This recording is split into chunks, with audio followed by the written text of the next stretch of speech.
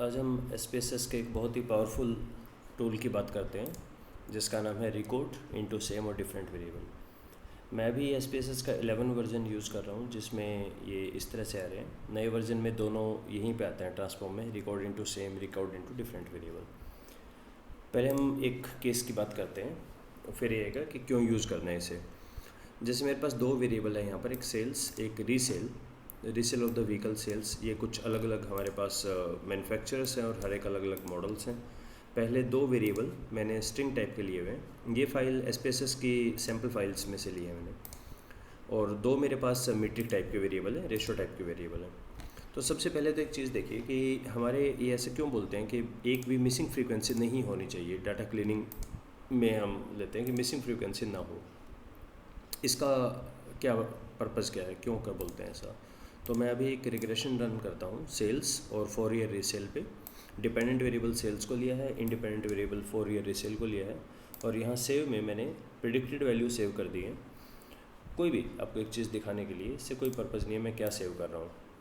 तो जब मैंने रन किया तो इसने कुछ प्रिडिक्टेड वैल्यू की। इंपॉर्टेंट चीज़ ये है देखने वाली कि जहाँ जहाँ रीसेल में मेरी कोई डाटा मिसिंग था वहाँ प्रिडिक्टेड सेल्स भी मेरी मिस नहीं हुई है। देखिए मिस हो गई है, सॉरी।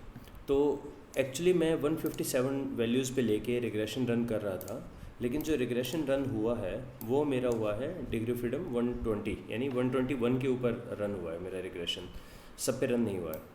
तो इसका मतलब ये हुआ कि अगर मेरे डाटा में एक भी मिसिंग वैल्यू है तो मेरा पूरा का पूरा वो पेयर ही ख़राब हो जाएगा। तो अब क्वेश्चन ये आता है कि इनको हम मिसिंग वैल्यू को कैसे भरेंगे।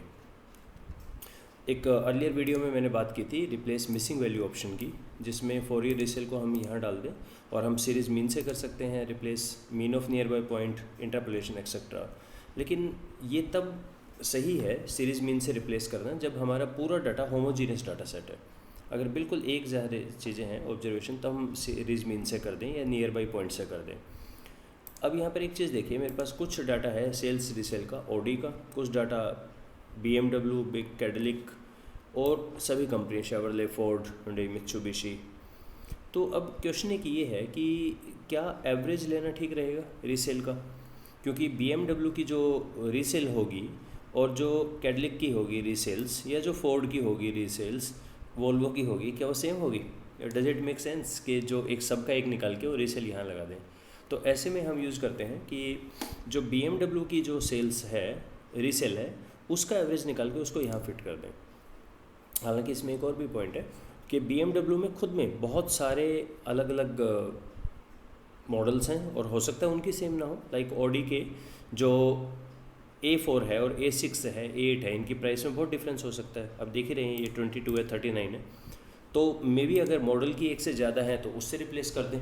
तो यहाँ पे एक फास्ट तरीका है, एक तो तरीका है मैं देख के एक एक को यहाँ पे फिल करूँ। दूसरा तरीका है हम ट्रांसफॉर्म में जाएं और यहाँ पर हम इनको यूज़ कर सकते हैं। तो सबसे पहले मुझे पता होना चाहिए कि कैटेगरी वाइज मीन कैसे निकलेगा। तो अगर मैं एनालाइज में जाके डिस्क्रिप्टिव स्टैटिस्टिक्स निकालता हूँ 4 ईयर सेल्स का, ऑप्शंस में मिनिमम मैक्सिमम नहीं, मीन वगैरह चाहिए मुझे, ये हमेशा मुझे देता है टोटल मतलब 121 का मीन स्कोर दे दिया सारे वैल्यूज़ का। अगर मुझे ऐसा नहीं चाहिए, मुझे डिस्क्रिप्टिव वाइज चाहिए, तो डिस्क्रिप्टिव वाइज के लिए एक तरीका हमारे पास होता है, हम कंपेयर मीन में जाएं और यहाँ पर डिपेंडेंट यहाँ डाल दें, इंडिपेंडेंट यहाँ डाल दें। पर ये तरीका अभी काम नहीं कर रहा। अभी देख रहे हैं यहाँ ये आए नहीं है मैन्युफैक्चर। इसका कारण ये है कि ये दोनों मैंने डिफ़ाइन किए हुए हैं स्ट्रिंग के अंदर। या तो इनको न्यूमरिक डिफ़ाइन करें और यहाँ पर इनका कोड 1 2 3 4 दें, तब ये काम करेगा। कंपेयर मीन्स में मीन्स और इसमें यहाँ आपको दिखेगा। तो इस केस में क्या करें, अगर स्ट्रिंग है तो कोई बात नहीं। प्लीज़ रिमेंबर, मैं बार बार बोलता हूँ, एक्सेल में एसपीएसएस में एक ही काम कई तरीके से हो सकता है। तो अब मैं एक यूज़ करता हूँ स्प्लिट फाइल। स्प्लिट फाइल से मैं ये बोलता हूँ कि जो भी रिज़ल्ट निकालें उसे स्प्लिट कर दें on the basis of manufacturer.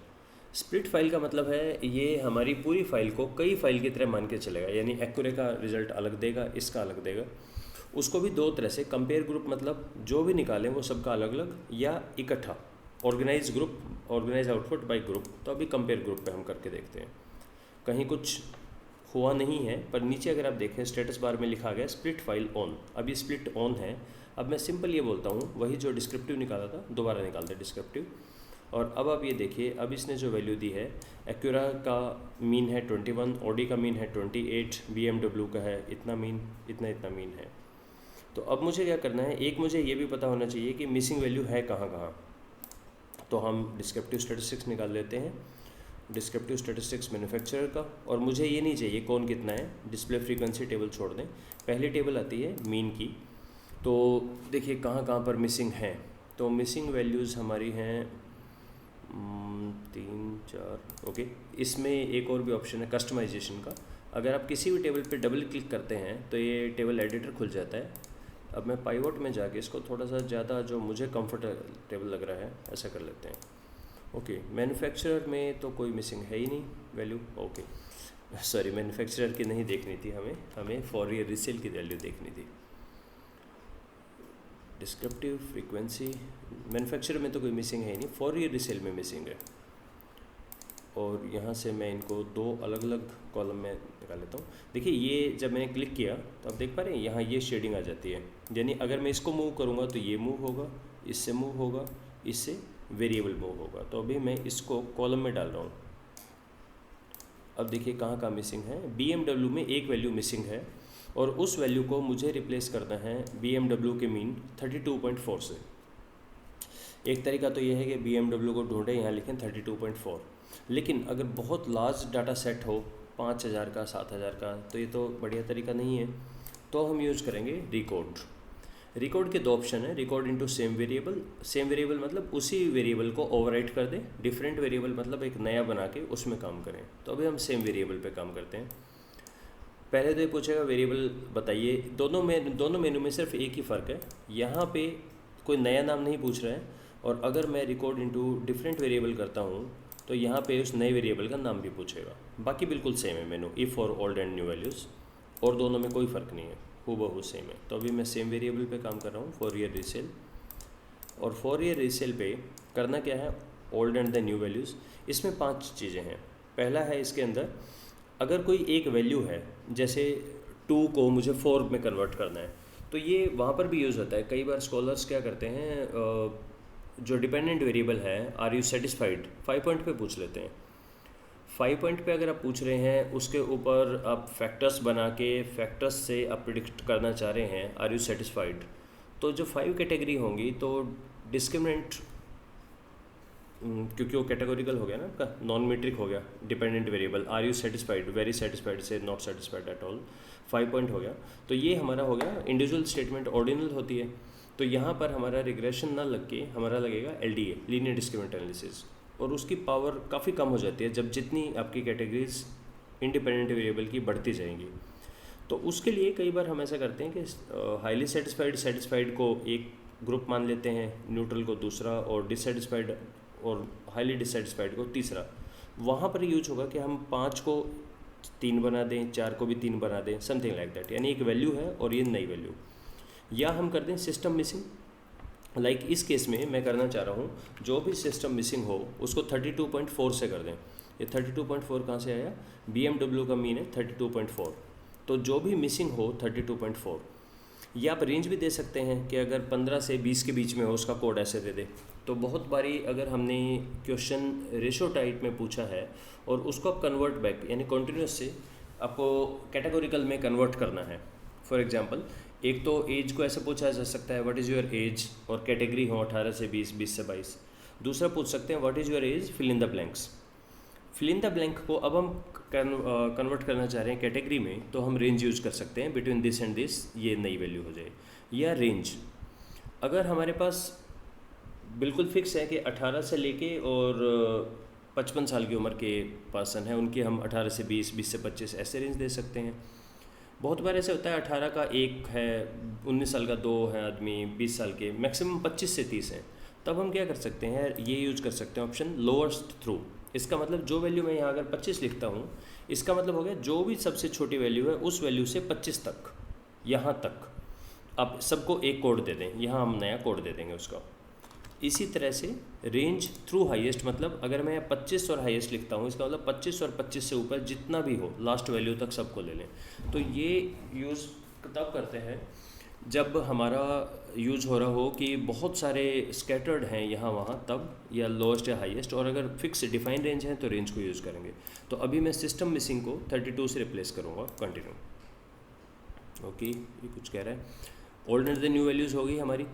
अब ये कह रहा है कि अगर मैं ओके प्रेस करता हूँ यहाँ पे, ओके नहीं हुई वैल्यू, ओके, यहाँ पे लिखने के बाद टाइप ऐड करना बहुत ज़रूरी है, वरना वो कहेगा कि हुआ नहीं है। ओके, अब मैं अगर ओके क्लिक करूँगा तो जहाँ पर भी मिसिंग है उन सबको ये कर देगा 32.4।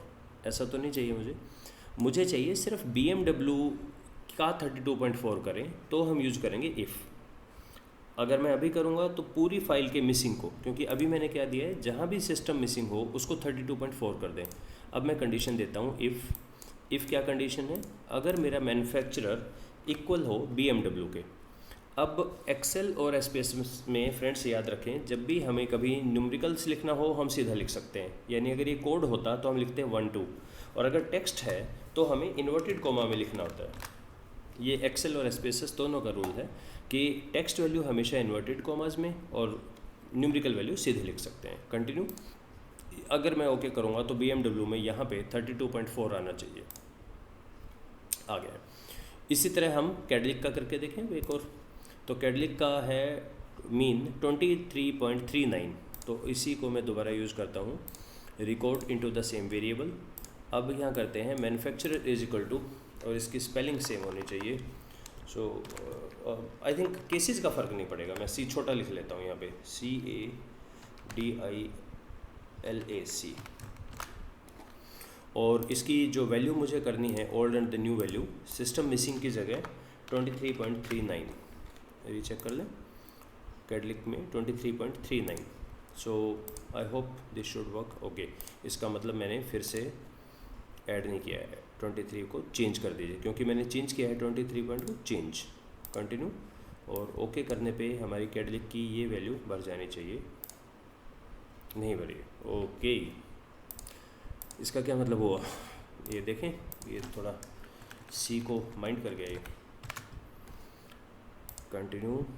ओके, अभी नहीं हुआ, CADILLAC। Oh my God, spelling को चेक करें एक बार, CADILLAC। और यहाँ पर मैं C को दोबारा छोटा करके देखता हूँ। आई होप इसको दिक्कत नहीं होनी चाहिए, अभी नहीं हुआ। चलिए एक बार और करके देखते हैं, CC। ओके, फाइनली हो गया। Okay, take home number 1, spelling exactly same होनी चाहिए। वैसे एक्सेल माइंड नहीं करता है, छोटा C हो तो भी हो जाता है, SPSS थोड़ा सा माइंड करता है। तो जितने भी हमारी मिसिंग वैल्यू हैं उन सबको हम यहाँ से भर सकते हैं। लेकिन अब इसमें एक इशू ये भी आता है, जैसे वोल्वो को देखिए, वोल्वो में जितनी वैल्यू है सबकी रीसेल मिसिंग है। अब इसको कैसे भरेंगे, यानी इसका तो रीसेल का मीन है क्या हमारे पास, रीसेल का वोल्वो का जो मीन है, मीन कहाँ से आ गया, 14.34 कहाँ से है इसके पास, नहीं ये शायद सेल्स का तो नहीं निकाल दिया मैंने मीन, 4 ईयर रीसेल का।